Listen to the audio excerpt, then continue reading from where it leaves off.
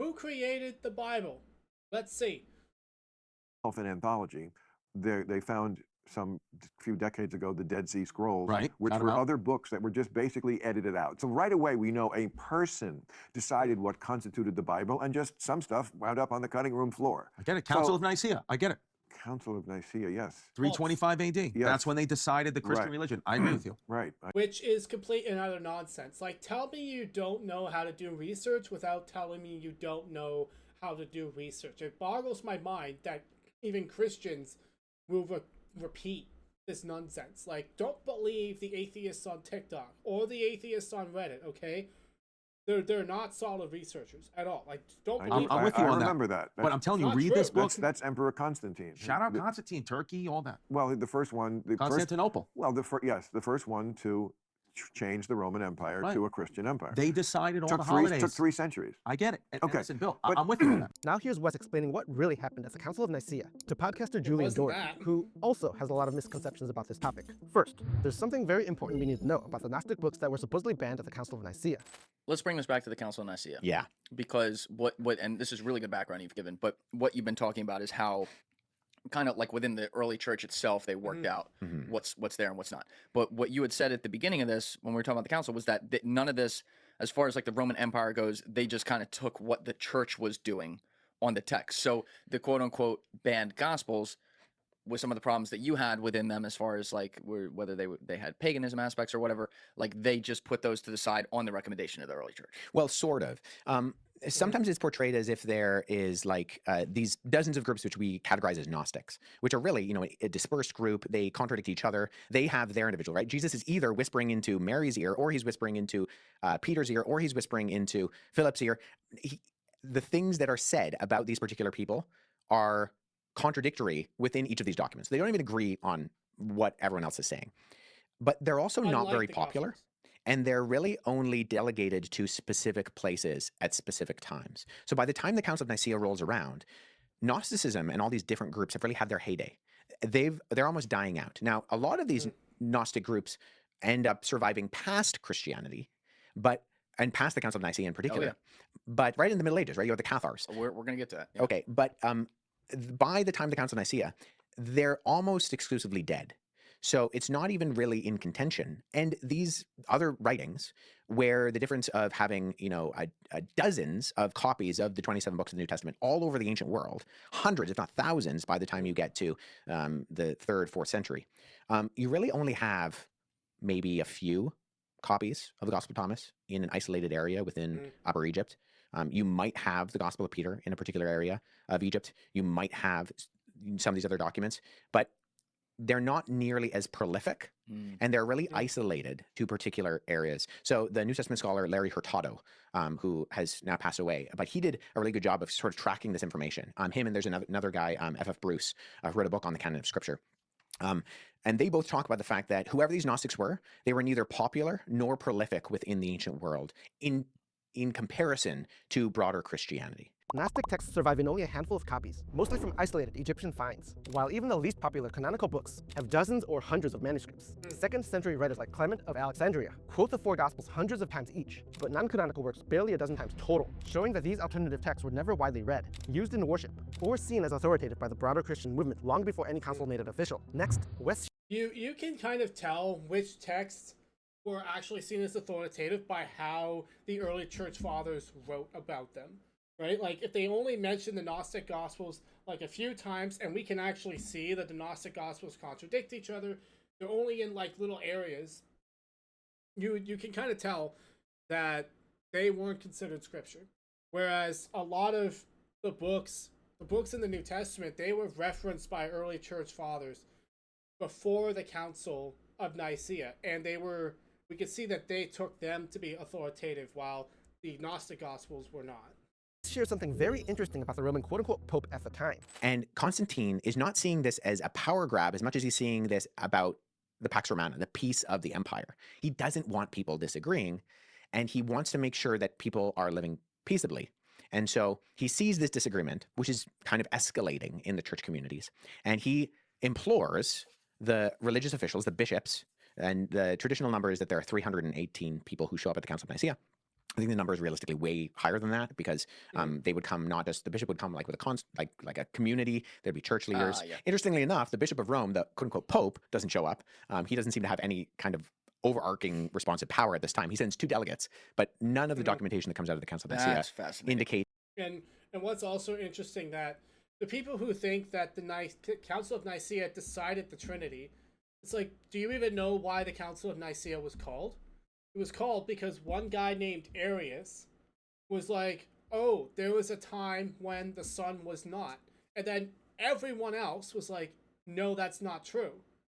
And then they called the Council of Nicaea to establish that and correct him on it. And so you can see that the response was not, oh, well, we don't really know. Maybe it's like, no, the response was, no, that's definitely not true. That's the opposite of what we believe, which means that's what they already believed. And we could see this as far back as Ignatius, people believing that the sun was divine. I'm going to do a whole video. I have a whole hour-long video on this on my channel, by the way. You can check it out. But yeah. It's that the Bishop of Rome in particular had any more or less authority than any other bishop across the Christian Empire. And at this point, saying Christian Empire is anachronistic because there wasn't a Christian Empire yet. In fact, the presiding bishop at Fair Nicaea enough. was actually Hosius of Cordoba, Constantine's own theological advisor from Spain, not the Roman bishop, which shows that Rome held no special leadership role in the eyes of the council or the emperor at the time. Next, West reveals something surprising about Constantine's actual role at the Council of Nicaea. I think Constantine had actually done a pretty good job of proving, both with his actions and with his words, although not perfectly, that he was a genuine believer and that when he calls the bishops to get along at the Council of Nicaea, and it's also important to keep in mind that he's not actually part of the proceedings. He says, hey, I want you to get along, and then he backs off. And one of the reasons we're pretty confident that that is the case is because emperors like to take credit for all sorts of things. You don't say. And if you, I know, right? No politician does that today. Wait, are you telling me that politicians like to take credit for things? Listen, I didn't say anything. I don't know if I can believe that in this day and age. And he doesn't. We have no record of him taking credit for anything. In fact, we have record of him specifically backing off and letting the proceedings of the council take place. Eusebius of Caesarea, who was present at the council, records that Constantine explicitly told the bishops, "You are bishops, whose jurisdiction is within the church. I also am a bishop, ordained by God to oversee those outside the church," and then left them free to debate and decide the theological issues without further imperial interference. Next, West explains what the Council of Nicaea was really about. And then the Council of Nicaea was specifically to address this issue of Arianism, where Arian and his followers were saying, the specific line is, there was a time when the sun was not. Now, Hey, there's I a got story that's very fun, but it doesn't actually come from this time. It comes from later. Okay. That St. Nicholas, Like the Santa Claus? St. Nicholas, yeah, because he's from Myra in Turkey. He is a Santa's Turkish. he's a 4th century bishop. No So the story is, although keep in mind, this is a little bit apocryphal coming afterwards, when Arius says there was a time when the sun was not, St. Nicholas stands up and punches him in the face. That's bad Santa. Isn't that a fun story? Yeah. It's probably not true. I want that to be true. But you can find Eastern Orthodox too. icons of St. Nicholas hitting Love Arius. that. Yeah. All right. A little Yeah. humanity there. You gotta get the energy out sometimes. Yeah, so that was a major issue. The major issue was, hey, we got to sort out this thing because we have a pretty articulate theology on how the Father, the Son, and the Holy Spirit operate within the one being of God. And what you're saying does not adhere to what actually Scripture articulates on that. So the Council of Nicaea had nothing to do with Exactly. So- any books of... So, for example, John 1:1. In the beginning was the Word was with God, and the Word was God. And then it goes on to say that all things were created by the Word, right? And so, all things, that includes time, space, and matter. And so, if the Son is a created being, then he would have to create himself. Well, how can he create himself if he doesn't exist yet? Exactly. It's illogical. The Word created time, space, and matter and everything in it. It's the same thing in Colossians 1:15. He's the firstborn of all creation because he's the covenant son of God. There's a great book you should read. I forgot the name. I think it's like The Sonship of Christ. The Sonship of Christ. And it explains how the firstborn is actually just an intertextual way of referring to the person who has been elevated in the covenant. Jacob was God's firstborn, even though he was secondborn. David was the firstborn, even though he was 12th born. Firstborn needs elevated status in the Bible. It says all things were made by him. he can't create himself. If he's a created being, he's a part of all things. Therefore, he would have had to create himself, which is impossible. It's illogical. The Son was never created. He always was. Very simple. And it had nothing to do with establishing any actual doctrine that wasn't already believed, but it addressed a theologically problematic belief that was becoming popular that was not in line with what Scripture actually articulated. Not a single ancient source, neither Eusebius, Athanasius, Socrates, Scholasticus, nor the Council's own letters and canons, mentions any discussion about which books belong in the Bible, because the core New Testament canon was already functionally settled in most churches decades earlier. The very first complete list of exactly our 27 New Testament books appears in an Easter letter from Athanasius of Alexandria in 367, over 40 years after Nicaea, proving that the Council wasn't the moment that the Bible was quote-unquote decided. Finally, Wes talks about the receipts that we have from the Council of Nicaea that completely debunk what almost everyone believes about it. No, the Nicene Creed is a little bit more wordy than that. Okay. But they come up with that, and then they come up with 40 kind of statements that come out of that in a letter. So we actually have the actual documentation. It's not hard to figure out what Nicaea was actually about. We have the receipts from what actually took place. So that's why when you have something like Dan Brown's Da Vinci Code, and he's saying that all sorts of things took place, every scholar on planet Earth who had ever even done a cursory glance at Nicaea was like, hold on, like this is pretty easily demonstrated to be not just not the case, but like way off on a different universe. We still possess the original signing list from the Council, with the names and sees of roughly 220 bishops who were present, plus the full text of the 20 canons they issued, none of which say a single word about the biblical canon, suppressed gospels, or Constantine voting on anything. The Council's official letter to the churches of Egypt explicitly states that their only tasks were settling the Easter date and condemning the Arian teaching that quote-unquote there was when he was not, making it crystal clear what was and wasn't on the agenda. The surviving documents from Nicaea itself directly contradict virtually every popular conspiracy claim. Next, Bill Maher is very excited to finally be able to explain to Christians a very big problem with Christmas. For the first time in the 21-year history of this show, we are on in December, which gives me a chance to explain to everyone something I've always wanted to expound upon in this show. You know that whole thing about Jesus being born on December 25th? Well, it's a crock of Now Bill is going to mockingly point out some very interesting things about December 25th. But unfortunately for him, Wes is going to do some fact-checking along the way, and I'll make some additional comments afterwards. But if the subject is God's born on December 25th, we have enough of those for an entire Jeopardy category. He was the Egyptian god who took the form of a falcon. Who is Horus? So the story of Horus's birth includes his mother and father, Isis and Osiris, and according to the ancient historian Plutarch, who writes a recounting of the story of Isis and Osiris, Osiris is betrayed by his brother Seth, who kills Osiris and cuts him up into little pieces and throws him into the river Nile. Now Isis manages to find all of the pieces of her husband, apart from one very important piece, his penis, and so she makes one out of either wood or gold. There are two variations of the story at this point. Wraps her husband up in linen cloth, turns into a hawk, and hovers over the pieced together body of Osiris, having intercourse with him, and via this process gets pregnant with Horus. According to the two ancient stories we have, Horus is then said to have been born in a swamp in either what equates to November or the solstice of December 17th, neither of which are December 25th. He is the god from ancient... You know, like, it's weird because what atheists love to do is do, like, false analogous and equivalence. Well, for one, they'll just read Reddit and assume it's true. I mean, Christians do this too. I'm not saying all atheists do it. Like, there's some awesome atheist scholars that don't do this, but there's a lot of people out there who will just read something on Reddit and it's like, oh, Horus was born on, like, the 25th. Like, no, it's the 17th. The story is completely different. It's not the same at all. Even the date is different. And, you know, the fact that someone like Bill Maher can come on and just promote stuff, I mean, it's the age of TV and internet. You can say what you want.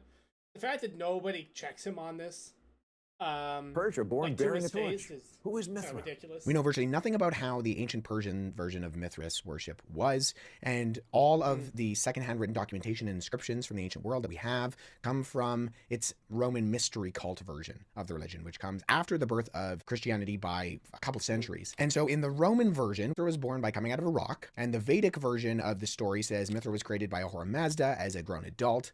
As far as the date of the event, we have nothing. The accusation that it's on December 25th is just simply made up. He is the Greek god of rebirth. course it is. Who is Adonis? According to Greek myth, Adonis was the mortal lover of the goddess Aphrodite and or Persephone, and there's absolutely zero, zilch, about his birthday from any ancient writing or inscription on December 25th or any other date. He was the fertility god in Cleopatra's time. Who is Osiris? We have even less writing on Osiris and his birth than we do about his son Horus. And when I say we have less, I mean we have none. Nothing.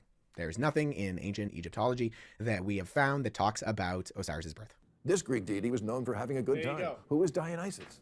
Dionysus was not born on December 25th. Of the stories we have of his birth, one simply says he was the son of Zeus and Persephone. The other says he was the son of Semele, who was impregnated by Zeus after Zeus turns into a lightning bolt and hits her. That's a good way to get pregnant, I guess.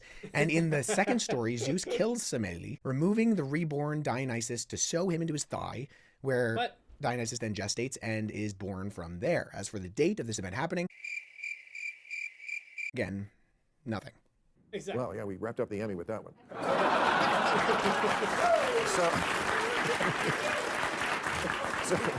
So you may be asking, those are all real, by the way. I think that was the problem. They think I'm making this up, but Yeah, I'm except they're not. not. Why do all the gods want the same birthday? Well, because December 25th was a pagan holiday, coming a few days after the shortest day of the year, when primitive peoples noticed that the days were starting to get longer again, and so a cause for celebration. So that begs the question, where is the origin of December 25th if it's not stolen from these ancient pagan sources? Well, the origin of December 25th as the date of Christmas finds its beginning in the late 2nd century or early 3rd century with this guy who was a historian named Sextus Julius Africanus. Africanus wrote a volume called Chronographoi, an early Christian treatise that attempted to chronologically cover world history from creation up until his own day. And so what he did is, based on calculations from his readings of Luke and Matthew's Gospels, Africanus concluded that Jesus was conceived on March 25th. For the birth, then, he counted 9 months ahead, which landed him on the date of December 25th. That is the reason why Christians stuck with that date. That's pretty much it. Whether it's true or not is besides the point. The point is that it does not come from any of these paralleling of ancient pagan myths. Bill Murhar should be embarrassed to continue to repeat these things, which just have absolutely no evidence of anything being credible. A common And if you go to Inspiring Philosophy's channel and listen to his stuff on Christmas, you'll start to see that it was actually the pagan religions that were copying Christianity because Christianity was getting so popular. Yeah, the Christianity didn't copy the pagans copied the Christians. Just so you know. argument is that Christians just slapped Jesus' birthday onto the existing Roman holiday of Sol Invictus, or the unconquered sun, which was celebrated on December 25th. But that festival was actually only officially moved to that day by Emperor Aurelian in 274 AD, more than 50 years after Julius Africanus had already calculated December 25th as Jesus' birth under gospel chronology. Some recent scholarship on Luke's census under Quirinius points out that Roman tax enrollments were typically paused during the raucous week-long Saturnalia festival and resumed immediately afterward, meaning Joseph and Mary's required journey to Bethlehem for the census would most naturally have happened in very late December, right when Jesus was born. All things considered, December 25th remains one of the strongest, best reasoned estimates the early church ever produced, which arguably makes it a perfectly appropriate and joyful day to celebrate the birth of Christ. Finally, some skeptics really want us to believe that we can't trust the Bible we have today, because it's been significantly changed throughout history. Take a look at what WES HUFF said to Joe Rogan about the Isaiah scroll, and what it tells us about the Bible. Then we'll watch popular skeptic Alex O'Connor's response, and then we'll find out the actual truth about all of this. So when you say the book of Isaiah is intact, how similar is it to the book of Isaiah that's in the Bible? So that one is fascinating. But when we discovered the Great Isaiah Scroll, previous to that, the earliest copy of Isaiah that we had was in the Masoretic text, which is in the Middle Ages. Whoa. Yeah, so it was literally 1,000 years. We literally pushed back our understanding of Isaiah 1,000 years. And the thing that really shocked scholars, but one of the things that shocked them about Isaiah was that it was word for word identical to the Masoretic text. Word for word. Word for word. Wow. Yeah. But skeptics like Alex O'Connor make arguments like this against what WES said. Wow, that would be amazing if it were true. In fact, the Dead Sea version of the Isaiah scroll is not quite identical to the Masoretic text, that is, the one that we know from the Bible. Can you guess how many textual variants there are between the two? Take a guess. 1 that WES forgot about? 10? 100? 25. Try more than 2,600. Oh, okay. Yeah. Now, most of these variants are small. They're differences in spelling, for example, but some of them are more significant. For instance, in Isaiah chapter 2, the end of verse 9 and all of verse 10 are simply missing from the Dead Sea version.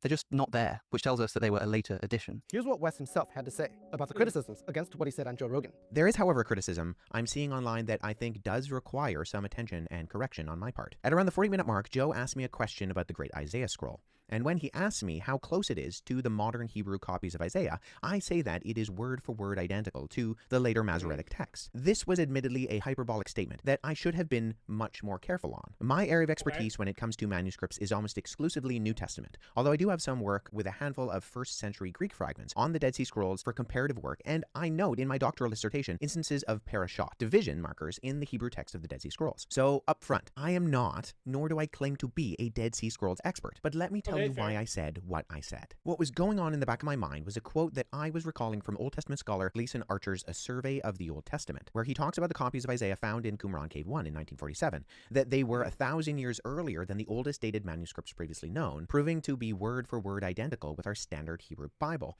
and more than 95% identical to the Masoretic text, specifically the Leningrad Codex, calling it almost letter for letter with that manuscript. Also, I had only a few months previously to this discussion with Rogan read Old Testament textual critic Emmanuel Tove's Textual Criticism of the Hebrew Bible, where he breaks down the variants of 1Q Isaiah B and compares them to the Leningrad Codex, describing the differences with the word minutiae. Granted, both Archer and Tove are talking about 1Q Isaiah B, and my statement to Rogan was specifically in context to 1Q Isaiah A, but that is what was going through my mind when I had the conversation. At the same time, I have actually been in contact with a number of Old Testament scholars, even ones who specialize in 1Q Isaiah A itself, who have assured me that although there is disagreement across the scholarly spectrum, the statements are equally applied across both documents. However, what I should have said to Rogan is what I said to Billy Carson when he brought up his statement about Codex Sinaiticus, that Sinaiticus is nearly identical to modern Greek critical texts that we use to produce translations today. Rogan's reaction to the correction of wording should be exactly the same. It is a wow moment. And please hear me out here. I do not think there aren't textual variants in the Isaiah Dead Sea Scroll texts. I don't. In fact, later on in my conversation with Rogan, I specifically say ancient Hebrew doesn't have a vowel system in its writing that's overly comprehensive. And so in the Middle Ages, when you have these groups of Jews who are copying these Hebrew scriptures, who aren't speaking it as much as they're reading it, you got to figure out how to pronounce it as, because vowels make a difference. But if you took all the vowels out of English, if you were a natural English reader, you could probably figure out what was what if you're looking at the page. And so in the Middle Ages, the Masoretic scribes come up with these vowel pointing systems. And that's what you see when you look at a Hebrew Bible today, is you see these vowels. What I'm pointing out there is that there is an entire vowel system with the manuscripts of the later medieval text that are completely absent from the ancient Hebrew copies that we have, like that of the Dead Sea Scrolls. That means that there are going to be variants that are counted and included that have to do with vowels absent from ancient manuscripts that are present in medieval ones. I'm not saying that those are all of them or even most of them, but that even that statement to Rogan is a tacit admission that there are, of course, differences. The same thing goes for Codex Sinaiticus. There are multiple textual variants between Sinaiticus and the medieval copies, and then the modern critical text we use to make English translations today. However, the vast majority of these are almost completely inconsequential, have no bearing on when we translate them into English, and don't impact any essential Christian doctrine that could not be derived from other texts absent of textual complexity throughout the manuscript traditions. If Rogan had done what I did to Billy and asked, "Do you mind if I ask a clarifying question?" and pressed me on what I meant by word for word, I would have actually outlined the fact that no two handwritten documents ever match exactly, but that the overwhelming agreement between the Isaiah scroll and the later Masoretic text is shocking, despite orthographic and minor scribal differences. So, to summarize, was my hyperbolic statement to Rogan a dishonest attempt to pull the wool over Rogan and his audience's eyes? No. Was I participating in disingenuous and underhanded apologetic tactics to try and gain points at the expense of truth? No. Should I have been more careful in my statement on Rogan about the Great Isaiah Scroll and used much more precise language, something to the effect of nearly identical rather than word for word identical, in order to not bring unnecessary and unfortunate scrutiny upon my discussion with him? Yes. But I hope you can see why I said what I said, and forgive me for my lack of precision. Discussing the... And you know, that is very, very important for us to do, is that you know, when it comes to like the more and more I research about the complexity of texts and manuals and differences in vowels over time, it gets complicated, and it's tough to just say, oh, it's all word for word identical. Well, I'd rather say it's all nearly identical to the point where all of the differences do not contradict Christian doctrine, and they don't contradict what is said in other Bibles, and there's nothing in them that would inherently contradict or tear down Christianity itself. Yes, we have added vowels that weren't in the previous language 1,000 years ago. Yes, sometimes there's, spelling mistakes or small changes. But overall, there's not any sort of real difference. There's a handful of spots where, like, chapters are missing. But what's in those chapters could still be doctrinally derived from other texts from there. And so we have a massive wealth of information that is really quite stunning, and it's more than what you would get for like any sort of other book. And I think that's what we're gonna do it for today, guys. I hope this has encouraged you and made you want to dive deeper into textual criticism and understanding where these things come from and whether or not we can actually be sure that our faith is true. If you like this kind of content, leave me some feedback. What do you like? What do you don't like? What topics do you want? And hit the subscribe button. And I will see you guys later. Cheers.